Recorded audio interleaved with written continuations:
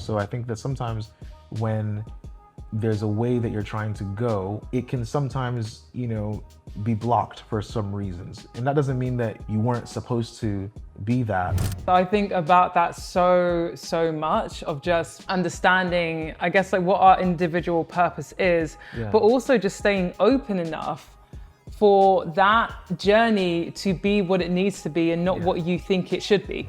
There's all this track record of God helping me, so why now should another challenge then shake my faith? Then that means I think the Bible says that if you faint in the day of adversity, your strength is weak. I believe in life, you always have an option between the good decision and the bad decision. And life is full of these opportunities to make a good decision or a bad decision. Oghalé Alex is a photographer and a creative director who has worked with brands we love. From 7 stores to Bottega, his work has been featured in the National Portrait Gallery. And to be honest, just over the past few years, the guy's just been killing it. But today, we are not here to speak about his body of work. We are here to speak about the journey. And what's really excited me about catching up with you today is when we caught up, and I will still call it the Ace Hotel.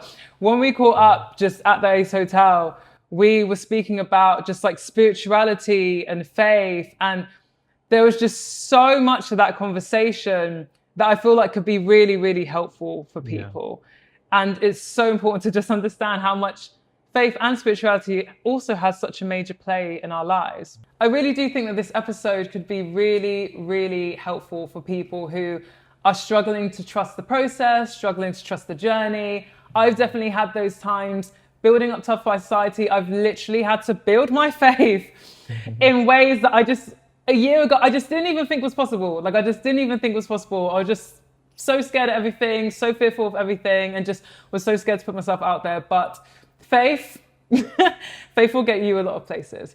So I would love to start with the very beginning. What is faith for you? So faith for me is everything. And that's such a cliche way to answer it, but I feel like for me, it's a very central part of my being. And so somebody once asked me, how do you incorporate faith into your work? But for me, it's like the opposite, where faith is the beginning, and everything I do, work-wise, relationship-wise, career-wise, whatever it is, comes from faith. So even the journey of how I moved to this country, I feel like was very faith-led. It was all because I don't know anyone here, don't have any family or at the time friends or cousins or nothing like that. And so, you think of taking a step of moving from one country where you have a safety net, your parents, your family, siblings, a home, no bills, and then you come to a country where you don't know anyone, you don't have any family, and everything you're going to be is off of your efforts or your back. It really becomes I have to just trust God. So I think faith can't be minimized into such a small thing. It is it's the very center of everything, not just now, but for the rest of life, And I would love to actually, I guess, hear a bit more about that foundation in faith for you. Yeah, I mean, I always grew up a Christian. So my parents gave their life to Christ since teenagers.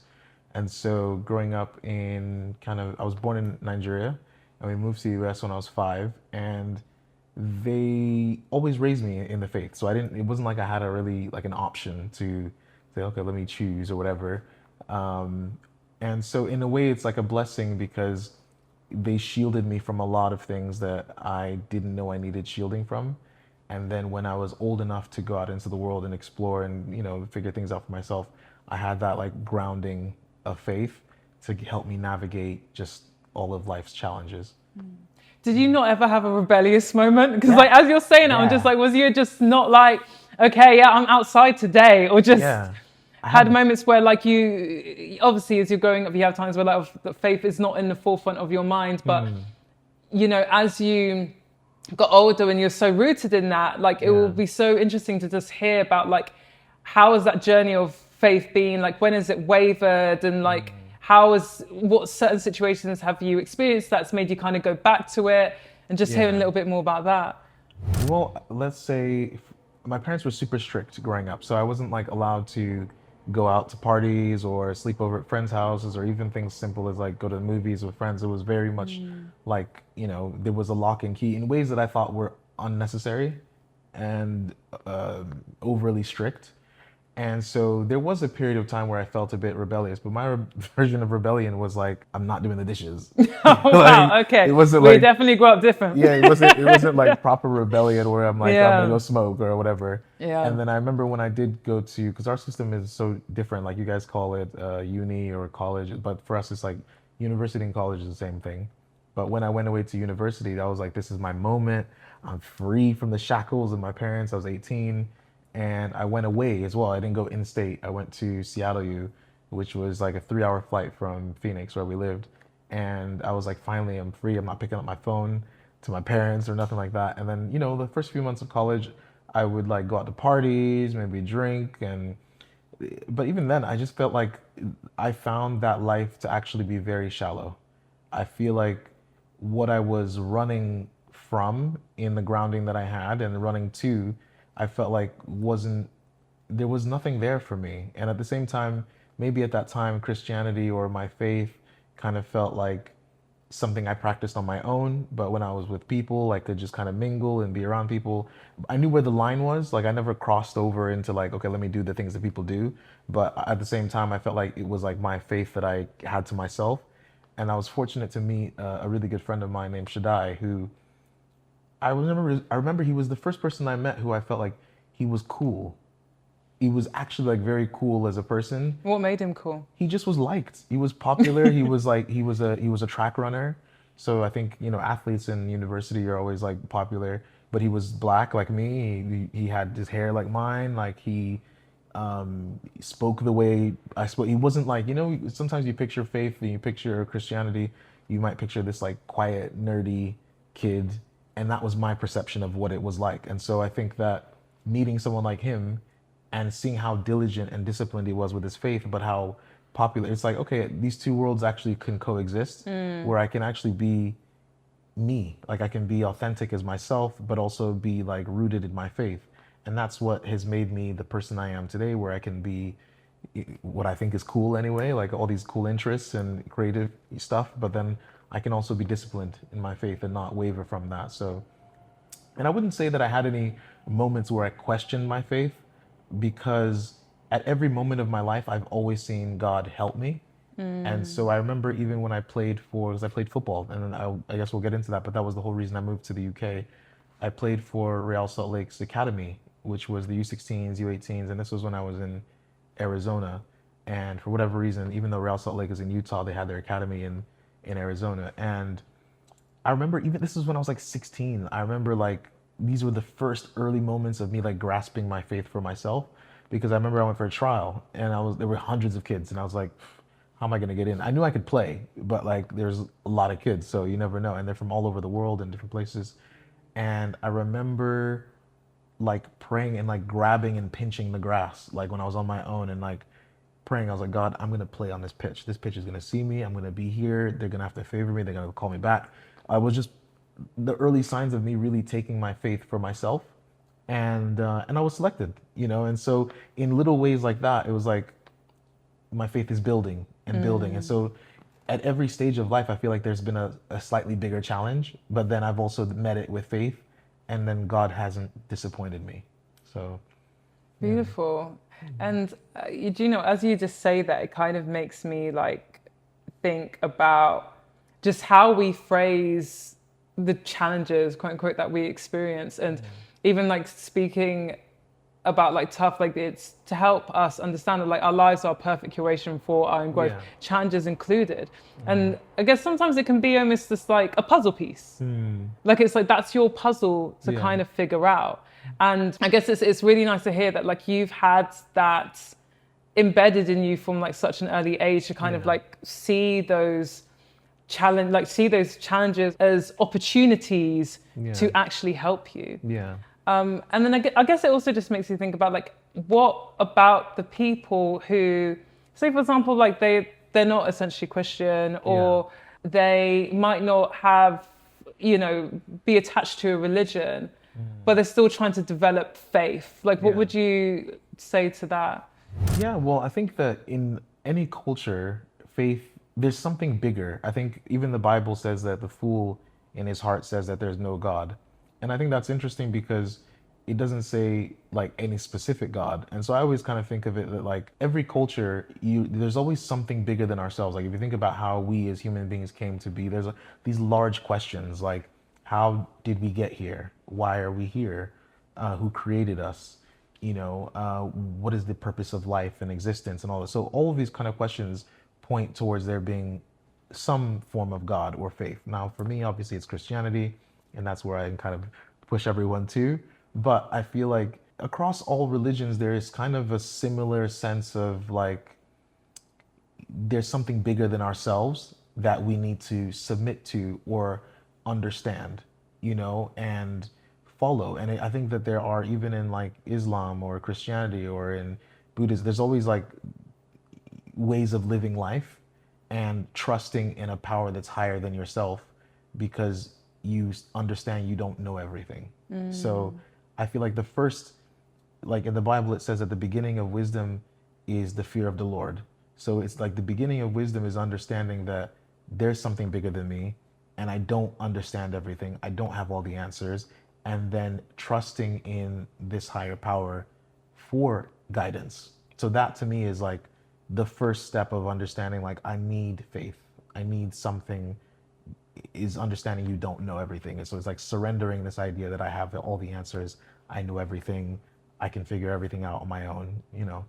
And I guess also just like releasing that control as well, because like when to also have faith is also to like be able to kind of like, essentially like give to the universe and be like, I'm going to do my bit as an executor and then like the rest is out of my hands. And I remember seeing this coming across a really good like analogy for it, where it's like our jobs is essentially like going to the garden and just like planting the crops and watering them and doing like our bit for the day. And then the trust and the faith that like your harvest, you know, the crops will essentially come in its time.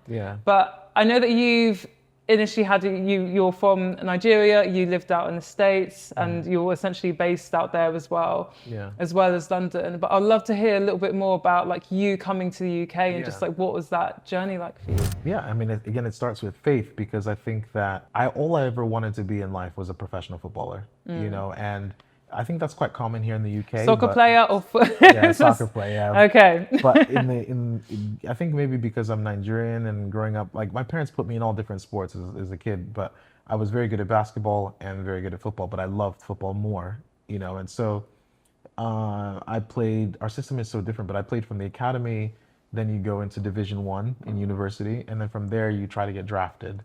And so I didn't get drafted, but I had an opportunity because I had an agent who had trials set up for me or could set up trials with clubs here in Europe, essentially. So at the time, I remember praying with my pastor about it, and I had a list of 5 countries that I wanted to go to, and there were Spain, Portugal, Italy, France, and Germany. And she was praying with it, and she kind of prophetically was saying that God's Spirit is saying that it's England, actually. It's not any of these countries you have written down as England, that God has a plan for you.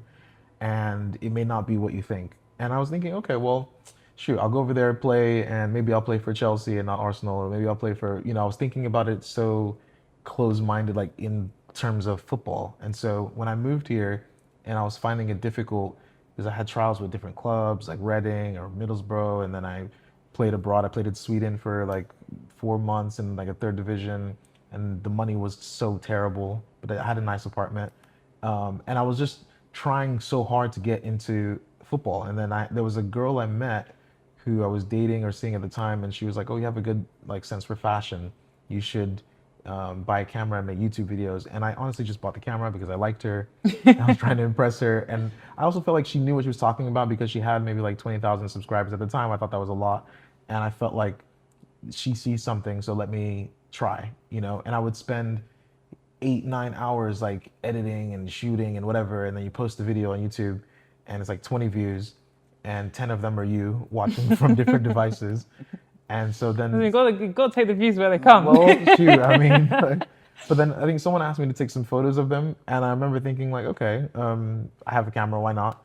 And suddenly I was like, this is easy. I couldn't believe how easy it was to like take images, and I felt like When you you just say easy, what do you mean? I Sorry. think okay, Natural well, or like? natural, but I feel like I grew up kind of like as a very nerdy kid. Like even in this room, we have all these, you can't see them. It's all these like screens and monitors, and I feel like I grew up in a room full of computers, and I loved to learn how they worked. I would always like turn everything, touch everything, move everything, like figure out how things work. So when I grabbed a camera for the first time, there's all these buttons, and I'm like, what does this do? What does that do? And I'm just playing with it, and then taking images. I'm like, this is easy. Like this is like the images look great, the color looks good. The composition was the easiest thing that came to me. It was the second photo shoot that I did in England that ended up in the National Portrait Gallery, and from there the doors just like flung open, and I was doing a lot of work. I got picked up by Cole Laundry at the time. It was a big brand then, or a small brand, but became a bigger brand.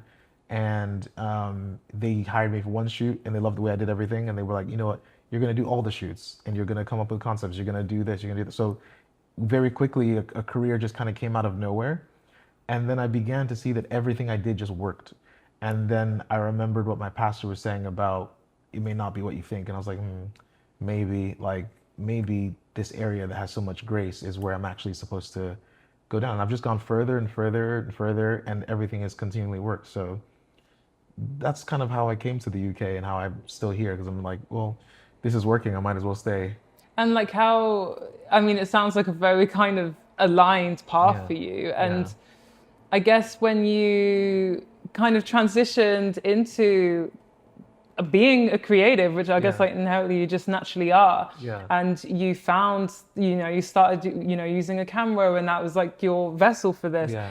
How did you then feel about football? Did that just like entirely fall away, or was that missed, or was you just like, okay, this is like my new path now? I mean, that's interesting, because I think it's a complicated relationship I have with it, because I still feel like that was kind of my, like what I should have been, if that makes sense. And I think sometimes we hold on to like the thing we wanted most, and sometimes you have to let it go. But I feel as though like that was really what it should have been. I don't want to get too spiritual, but there's like Go on, I love a bit of spirituality. We've got time for it.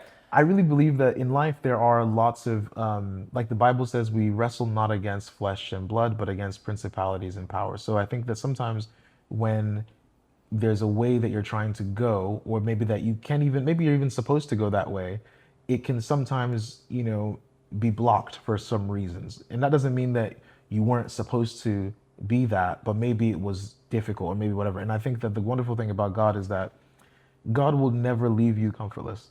He will find a way to give you like another avenue to become what you're supposed to be. So like, for example, I don't look at it as like my whole life and being and everything was meant to be a football and that's the end all. I think that there's like a bigger purpose to my life, and football was maybe the avenue which I was going to reach there. But now, since maybe that didn't work out, God has created another avenue which I will still reach the same thing. So I don't look at myself like I'm a creative director and photographer and that's it. I feel like these are just the tools and the thing that God has given me, the gift that He's given me to explore, to get me ultimately to the bigger purpose for my life.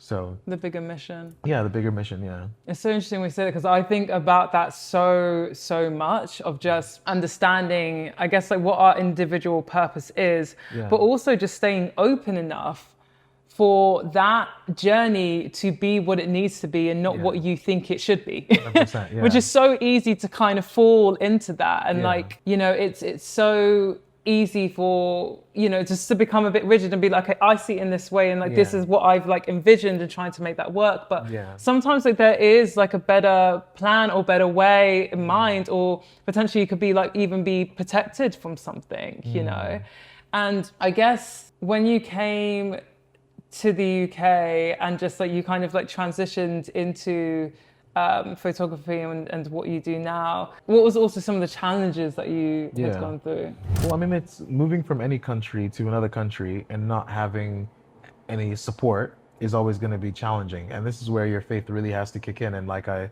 was saying earlier, at every stage of life, I feel like there's been another challenge, but then it's like the bigger the challenge, the more I'm like, okay, God, you handled the last one. So here's another challenge. Here's another challenge. And I think that through that, your faith also increases. So for me, let's say when I came over, where am I going to stay? You know, what am I going to eat? How am I going to have money? You know, how am I going to support myself to give myself the time I need to pursue this career? And I feel like that's any person who's pursuing any career, that's always the challenge, is like, how can I, like, even a podcast, even whatever it is that you're pursuing, how can I support this hobby or this thing that I'm doing to make it what I want it to be and still exist and still pay my bills and still take care of my family, still do all the things I need to do. And so fortunately, God, this is another thing that my pastor told me before I moved. She said that God was preparing the hearts of people to help me, and that I wouldn't need to pay for rent. I wouldn't need to, you know, pay for food, or like, you know, people would, you know, give me that stuff. And I remember when I first moved, and I had savings, of course, because you don't just come over with no savings. And I was burning through my savings. Every month I'm watching the numbers just go down. And I'm like, whew, Lord, we're about down to, the brightness you and know, everything. we're about to hit the red, like, you know, my God, you know, make a way, help me. And I remember I was coaching on the side to make a bit of money while doing my football training. And there was a woman who I was coaching her son, and she just took an interest in me and started asking me all these questions about my life and whatever, which I didn't think was uncommon at the time, because being an American and you're in the UK, people will always be like, oh, where are you from? Why are you here? You know, so it's like a normal thing. And I don't know, we exchanged numbers or whatever. And then later that day, she was like, I have a 3-bedroom house that my granddad willed me, and it's just me and my son that live here. So we have a spare room, and you can come and stay here if you want. You can have the room, and you don't have to pay for anything. And I remember looking at my phone that day in just shock and disbelief, because I felt like that's exactly what my pastor was saying, you know, before I moved, that an opportunity like this would present itself. So it's like, there's all this track record of God helping me. So why now should another challenge then shake my faith? Then that means you know, I think the Bible says that if you faint in the day of adversity, your strength is weak. And I feel like that's exactly how I think. It's like, why should I be shaken when I see how God has helped me all throughout my life? Like, why give up now? Yeah. You know, so. No, definitely. And it's, yeah, it's really even humbling to hear you say that, and just how that has fully grounded you your whole life, to the point where, like, you know, even when we met and we were speaking, you're just like, I've just got this whole demeanor of just like calm. Yeah. You know, and that is, you know, very much you. Yeah. But like, what I'm thinking about as well is just, say, you know, if there's like somebody's watching and they're like going through really bad anxiety, going through a little bit of a tough time. Maybe like for them, Christianity might not be the thing, or like something that they feel like so connected to, but they want to make a change. They want to, you know, they want to do better. Like, what would you say to them? Well, I think that a conversation I was having with a friend earlier was that I believe in life, you always have an option between the good decision and the bad decision. And life is full of these opportunities to make a good decision or a bad decision. So, for example, oftentimes, like somebody said the other day, like, and I was something I was reading or watching, the thing that will actually give you the success you're looking for is in that hard work or in that thing you don't want to do. Like there's something you don't want to do, you're finding it hard to do, that is actually going to give you what you're looking for. And so for a lot of people, it could be like stopping a bad habit. Like, for example, being in a bad relationship, or being, you know, addicted to a certain thing, or whatever it is, whatever it looks like in anyone's life. It's like there is a little bit of hard work that you have to do to then get into who you need to be. And I think it's, you know, unfortunately, I think the answer is faith. Like, as much as I want to say I know all the answers, I have everything, the truth is I don't. I think that, like, going back to where we started, it's like, it's that surrender. It's that understanding that there's something bigger than me. And for me to overcome this challenge, for me to get where I need to be, for me to whatever, it's first realizing that I don't have the answers. I don't have the strength. I don't have the ability. And surrendering whatever that situation is to God. And you'll see often that God will give you the people, God will give you the resources, God will give you the connections, God will give you that thing or whatever it is to help you overcome that challenge and make the good decision.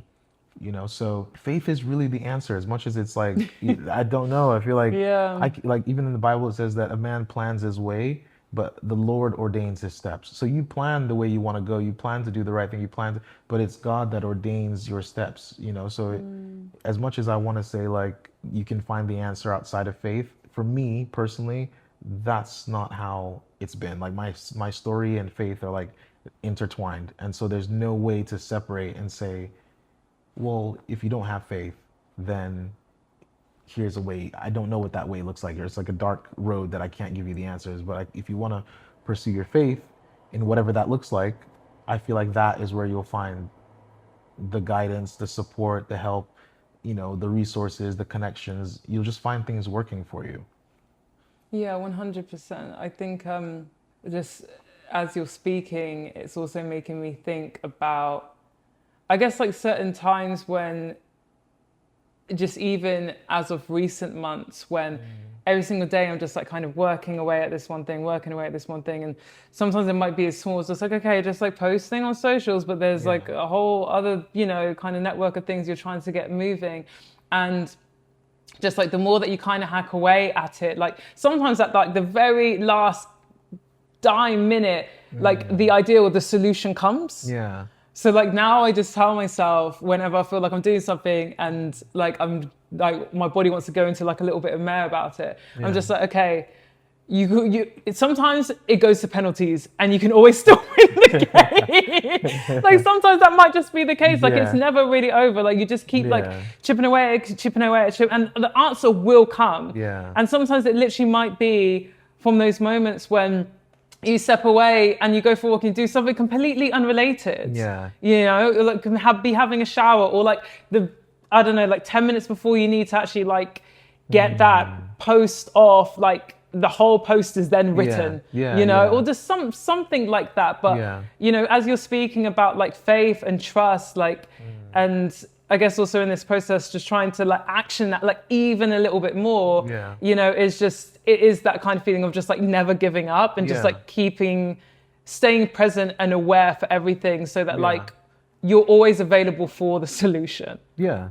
I mean, and fully trusting God, because I think that the calm way that I am, my calm demeanor, the calm way that my personality is and what comes through my work is really an element of trust, because I feel like I actually don't think you need to work as hard as you do. I feel like people work hard. I like wish you told me this 10 years ago. Yeah, there are some like, people that work hard. Like even in my career now and what I'm doing, I know people who, like, I didn't go to school for photography. I didn't go to school for anything creative. I actually studied biology in university.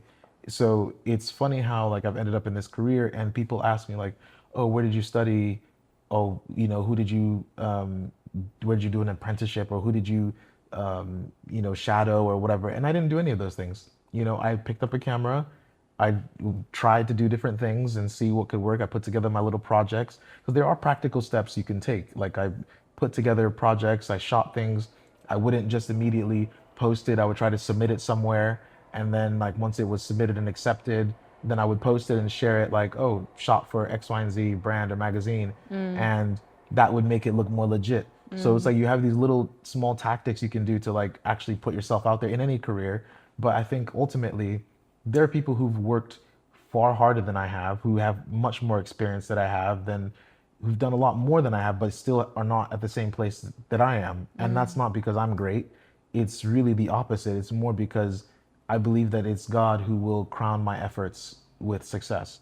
So that gives you so much peace, because it's like, I actually don't need to stress, because it's God that's going to make it work. You know, like, do I need an idea? Do I need funding? Do I need, you know, whatever?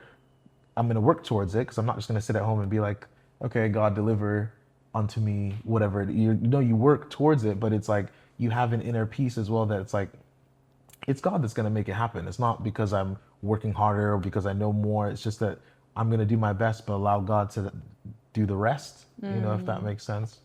Yeah, 100%. I think,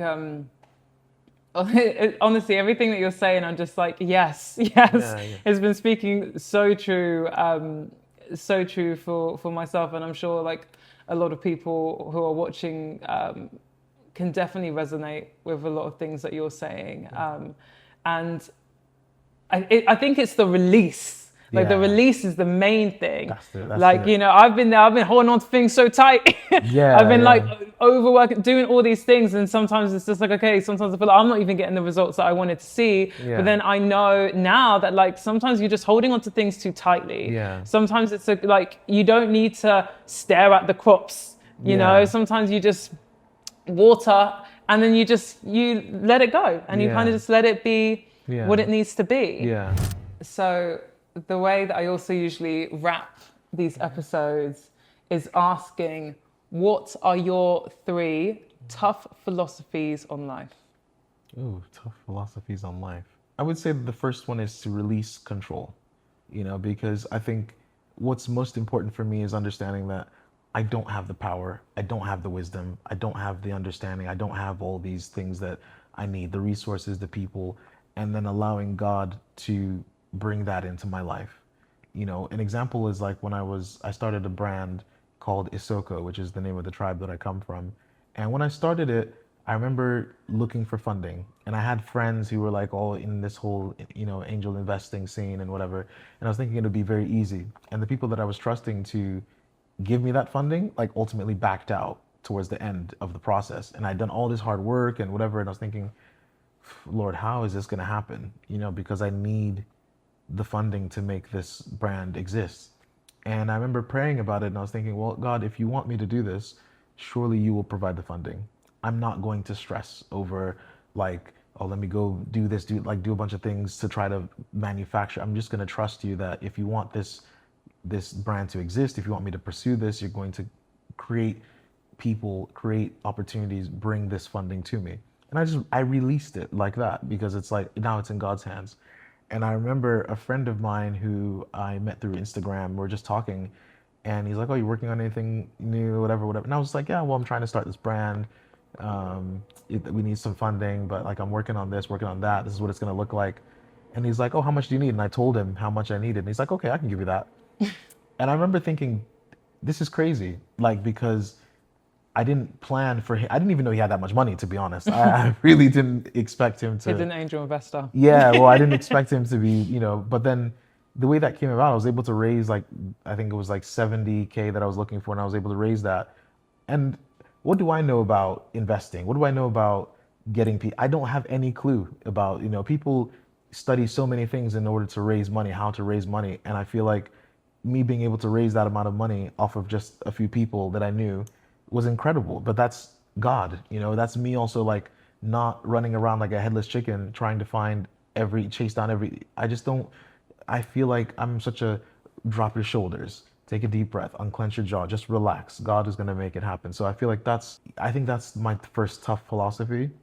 Another one is setting big goals for yourself, and not limiting God's ability in your life. Like, I think you have the power to be anything you want to be in life. I actually don't think you're restricted by anything other than your mindset.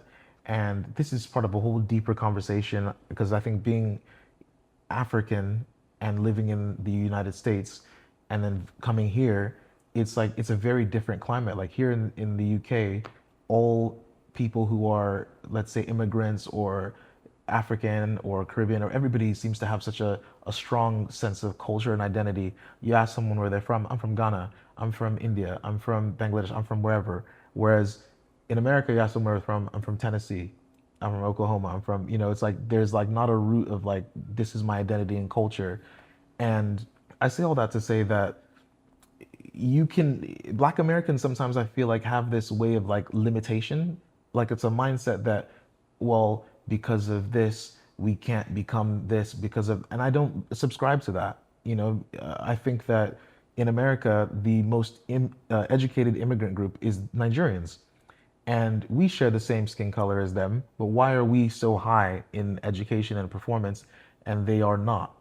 And it's culture, it's mindset. It's like my parents it wasn't about, are you going to go to university? It was where you're going to go, So there are, in your mind, the limitations you place on yourself is what you're going to see in your life. So if you believe like, I can become the next Virgil Abloh, I can become the next Kanye West, I can become the next Steve Jobs, you can actually achieve it. It's just that you position your mind to say, I can achieve, I can become, and then you pray that God will open the doors and bring the right people, resources, whatever, and God will do that. So I think that's the second philosophy, would be to just believe in yourself and believe that you can become anything that you want to be.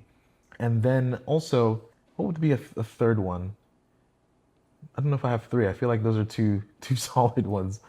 Honestly, the last one was pretty solid. Yeah. Thank you so much. Oh, thank you. I feel like it's cool to be here with you and do all this. And I feel like it's nice to also be able to support you in what you're doing. So yeah. Honestly, thank you so much. Like this, I feel like every single time I talk to you, the level of calm and just it transcends. Yeah. It really is an energy that really transcends. And I feel like I'm just really grateful to have you here. I'm grateful that I even met you, to be honest with you. I feel like God has been really working in my life. Thank you.